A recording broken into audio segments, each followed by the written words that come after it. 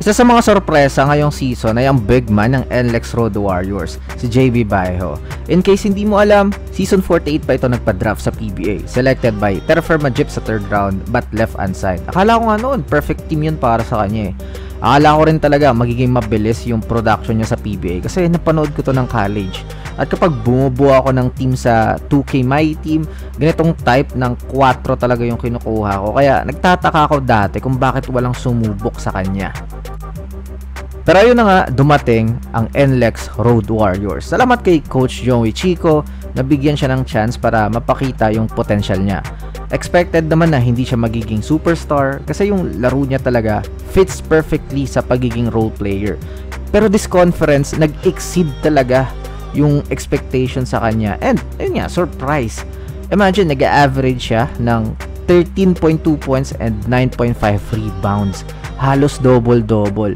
Galing lang sa isang free agent pickup. At yung usual playstyle niya, running within the system, getting those boards, especially sa offensive rebounds. Dagdag mo pa, nagkaroon na siya ng scoring threat. Kaya sulit talaga yung signing na to para sa NLEX Road Warriors. Samantala sa kabilang banda, sa ika-14th season sa PBA, hindi pa rin bumabagal si Mark Barroca para sa Magnolia Hotshots. Kahit may mas controlled na siya na role ngayon kay Coach L.A. Tenorio, steady pa rin siya, lalo sa kanilang panalo kontra sa Terra Firma Jeep, kung saan gumawa siya ng 11 sa kanyang 17 points sa 4th quarter. Alam ni Coach L.A. na kahit ilimit niya yung minuto ni Barroca, maaasahan pa rin ito kapag crunch time situation. Pero higit pa sa scoring, mahalaga yung leadership ni Barroca. Siya yung calming presence ng team, extension ni Coach L.A. sa loob ng court. So magkaribal man dati, ngayon magkasangga na sila. Parehong kilala sa disiplina at tibay ng katawan. Biro nga ni Coach L.A. na baka daw balang araw mabreak ni Barroca yung Ironman record niya is baka i-bench niya muna. And an interesting article from Spin.ph na si Sean Chambers, coach ng FEU, naglabi kay Kent Bazemore bilang import sa PBA.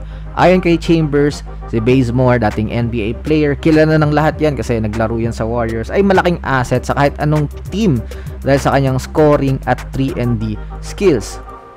Sa sobrang dami niya ng experience, NBA at G League, malaking tulong talaga yung maibibigay niya sa kahit anong team sa PBA. And for sure, dagdag viewership din niya kasi ayun, kilala natin si Kent Bazemore eh. Kaya ang tanong, saang team kaya siya nababagay? Anong team kaya yung kukuha sa kanya sa PBA?